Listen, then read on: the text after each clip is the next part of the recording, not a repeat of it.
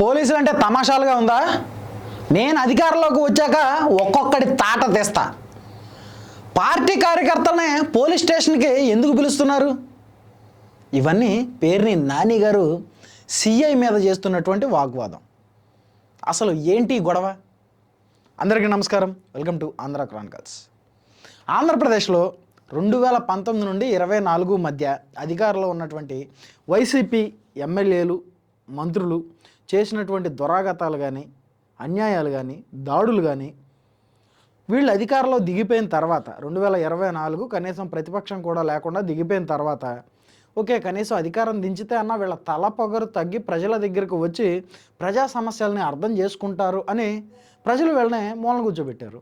కానీ ఇంకా అదే అధికారంలో మేము ఉన్నాం, అధికారం పోయినా తల పొగరు తగ్గదు, మేము ఇలాగే మాట్లాడతాం, ఇలాగే బిహేవ్ చేస్తాం, అందితే జుట్టు అందకపోతే కాళ్ళు, మాది మా పరిస్థితి, మేము ఇలాగే బిహేవ్ చేస్తాం అన్నట్టుగా ఇప్పుడు ప్రస్తుతం పేర్ని నాని గారు వ్యవహరిస్తున్నారు. మనం గతంలో చూసుకుంటే పేర్ని నాని గారి భార్య సతీమణి, ఆవిడ గోడౌన్లో ఏవో రేషన్ బియ్యం దొరికాయని, సో దానిలో భాగంగానే ఆవిడ సతీమణిని అరెస్ట్ చేపిద్దాం సార్ అని చెప్పేసి కొల్లు రవీంద్ర గారు చంద్రబాబు నాయుడు గారికి చెప్తే చంద్రబాబు నాయుడు గారు కొల్లు రవీంద్ర గారిని మందలించారు. ఏమని? నీకేదన్నా కోపం ఉంటే పేరుని నానిని అరెస్ట్ అయ్యి, అది తీరలేదా కొడుకుని అరెస్ట్ అయ్యి, కిట్టుని, అంతే తప్పితే ఇంట్లో ఆడవాళ్ళ జోలికి వెళ్ళొద్దు అని మందలించారు అని పేరుని నానినే ఓ ఇంటర్వ్యూలో చెప్పారు. ఈ విషయంలో నేను నారా చంద్రబాబు నాయుడు గారికి ఎప్పుడు రుణపడి ఉంటాను అని కూడా ఆయన చెప్పారు. అందితే జుట్టు అందకపోతే కాళ్ళు అనేటువంటి మాట నేను ఎందుకు అన్నానో మీకు ఇప్పుడు అర్థమయ్యే ఉంటుంది. మరి నిన్న వైఎస్ జగన్మోహన్ రెడ్డి గారు నర్సీపట్నం పర్యటనలో భాగంగా అన్ని మెడికల్ కాలేజీల దగ్గర నిరసన తెలియజేయండి అని ఇచ్చిన పిలుపు మేరకు మచిలీపట్నంలో ఉన్నటువంటి మెడికల్ కాలేజీ దగ్గర సుమారు 400 మంది వైఎస్ఆర్సీపీ పార్టీ కార్యకర్తలు నిరసన తెలియజేశారు. అయినా పోలీసులు మీకు అనుమతి లేదు అని చెప్పిన నిరసన తెలియజేసినందుకు పోలీసులు ఆ 400 మందికి కూడా 41A నోటీసులు ఇచ్చారు. అయితే దీనిలో భాగంగానే వైకాపా నగర అధ్యక్షులు మేకల సుబ్బన్న గారు, ఆయన వైసీపీ వాట్సాప్ గ్రూపుల మాధ్యమాల్లో ఎవరో పోలీసుల నోటీసులకి స్పందించొద్దు, ఎవరో పోలీస్ స్టేషన్లకి వెళ్లాల్సిన అవసరం లేదు అని పెట్టినటువంటి మెసేజ్లు అవి పోలీసులకి సమాచారం తెలియడంతో పోలీసులు ఆ మేకల సుబ్బన్న గారిని స్టేషన్కి పిలిపించారు. ఈ విషయం తెలుసుకున్నటువంటి పేర్ని నాని అనుచరులు పేర్ని నానితో కలిసి హుటాహుటిన పోలీస్ స్టేషన్కు వెళ్ళి సిఐ మీద వాగ్వాదానికి దిగారు. అది ఒకసారి చూడండి, మీరు కూడా మీకు ఒక ఐడియా వస్తుంది.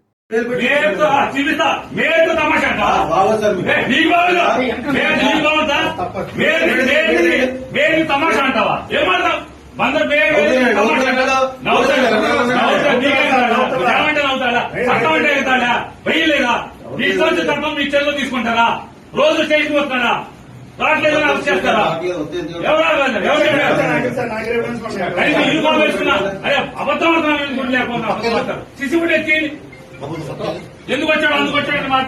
అది పేర్ని నాని గారు మాట్లాడినటువంటి విషయం.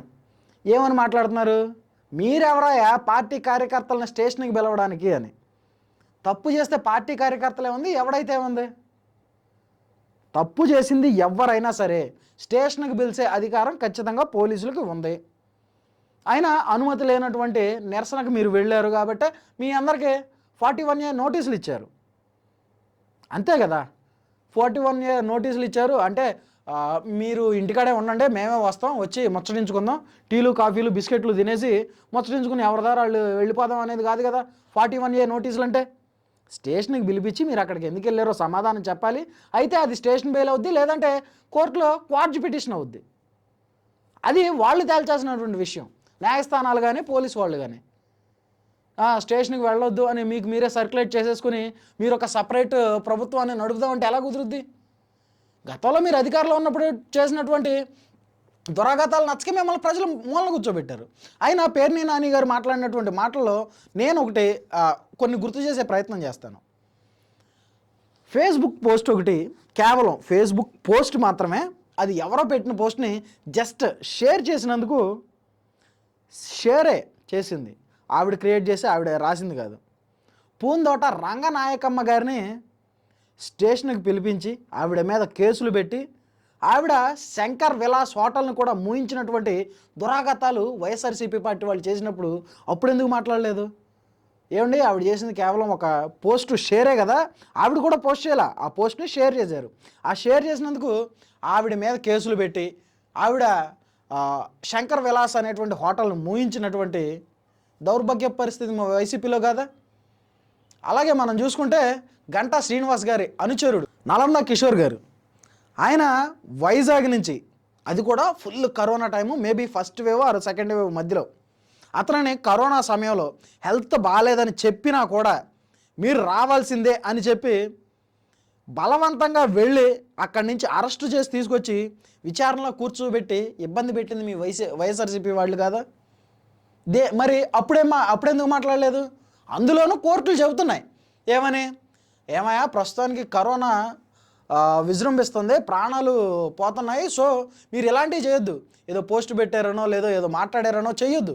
అలా చేస్తే కనుక రేపొద్దున ఇబ్బంది పడే అవకాశాలు ఉన్నాయి. ప్రస్తుతం ఇప్పుడు ఈ నలంద కిషోర్ గారు చనిపోయారు కరోనాతోనే, దానికి కారణం ఎవరు? ఈ వైఎస్ఆర్సీపీ పార్టీ వాళ్ళు కదా.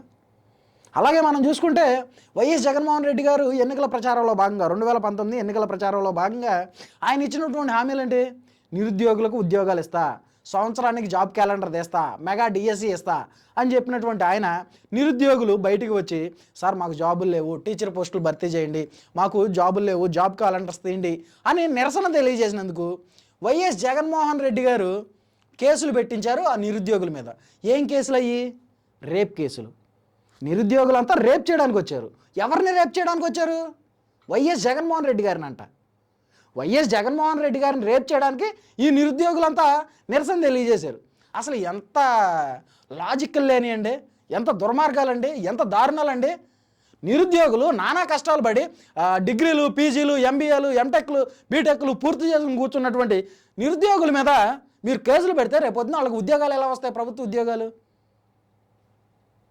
మనం ఇచ్చేది లేదు, పెట్టేది లేదు.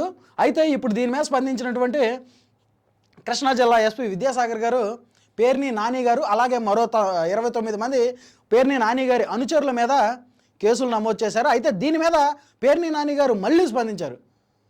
కేసులు పెడతారు, అయినా నేనేమి అన్యాయం ఏం చేయలేదు, నేను వెళ్ళి క్వశ్చన్ చేశాను. గతంలో జనసేన వాళ్ళు ఒక దళిత డాక్టర్ మీద దాడి చేస్తే కనీసం వాళ్ళని స్టేషన్కి పిలవలేదు, మేము జస్ట్ నిరసన తెలియజేసినందుకు మా మీద ఎట్లాంటి అక్రమ కేసులు పెడతారా అని మాట్లాడుతున్నారు. నేను ఒకటే అడుగుతున్నాను, ఖచ్చితంగా ఈ జనసేన వాళ్ళ సంగతి పక్కన పెడితే 41A కేసు అంటే ఏంటండి? మహా అయితే స్టేషన్కి వెళ్ళి వాళ్ళు ఎందుకు వెళ్ళారు ఏంటని కనుక్కుంటారు, స్టేషన్ పిలిచారు, పంపించేస్తారు. అంటే మన పెద్దలు అంటారు చూసారా, అడుసు తొక్కనేలా కాలు కడగనేలా అని. అనవసరమైన వాటిల్లో ఏలెట్టి కెలుక్కోవడం ఎందుకు? మరలా అదిగో అక్రమ కేసులు పెట్టేశారు మా మీద, అమ్మో కూటమి వాళ్ళు దాడులు చేసేస్తున్నారు, దౌర్జన్యాలు చేసేస్తున్నారని లేనిపోయిన మాట్లాడడం ఎందుకు? ఈ జనసేన దళిత డాక్టర్ మీద మాట్లాడినటువంటి వాటి మీద కూడా నేను ఒకసారి మాట్లాడాలనుకుంటున్నాను. ఎందుకంటే దళిత డాక్టర్ చేసినటువంటి వ్యాఖ్యలు ఏంటి? విమర్శలు ఏవైనా కానీ గౌరవప్రదంగా ఉండాలి, హద్దుల్లో ఉండాలి. వాడు వీడు అరే అని బూతులు మాట్లాడకూడదు, అర్థమైందా? బూతులు మాట్లాడకూడదు. మీరు గతంలో చేసినటువంటి అతను ఎవరండి, బోరుగడ్డ అనిల్, శ్రీరెడ్డి, రోజా, మీరు కొడాలి నాని, పవన్ కళ్యాణ్ గారిని ఎంత దారుణంగా విమర్శించారు, ఎంత దారుణంగా విమర్శించారు. మీకు గుర్తుండే ఉంటాయి, గుర్తు లేకపోతే ఒకసారి గూగుల్లోకి వెళ్ళి కొట్టండి. అంటే మీరంతా మాట్లాడేది మీడియా కెమెరాల ముందే కదా, ఖచ్చితంగా ఉంటాయి. మన నోరు మంచిగా ఉంటే ఊరు మొత్తం మంచిగానే ఉంటుంది, మన నోరు మంచిగా లేకపోతే ఇప్పుడు జరిగిందే జరుగుద్ది. మరి అది ఇప్పుడు పేర్ని నాని గారి మీద కూడా కేసులు నమోదయ్యాయి, మరో 29 మంది మీద కూడా. మరి దీనిని వైసీపీ మరలా అదిగో అక్రమ కేసులు పెట్టి మమ్మల్ని అరెస్ట్ చేసి ఇబ్బందులు పెడుతున్నారు, మళ్ళీ డిజిటల్ బుక్లో మీరు కేసులు కంప్లైంట్ చేయండి అని చెబుతారేమో వైఎస్ జగన్మోహన్ రెడ్డి గారు. వేచి చూడాలి. మరి ఈ ఘటన మీద మీ అభిప్రాయం ఏంటో కామెంట్ రూపంలో తెలియజేయండి. అలాగే ఇలాంటి political, current affairs, trending, breaking న్యూస్ల కోసం మన ఆంధ్ర క్రానికల్ ఛానల్ ఇప్పుడే సబ్స్క్రైబ్ చేసుకుని నోటిఫికేషన్ ఆన్లో పెట్టుకోండి. Thanks for watching. This is Rajesh signing off Andhra chronicles. Thank you.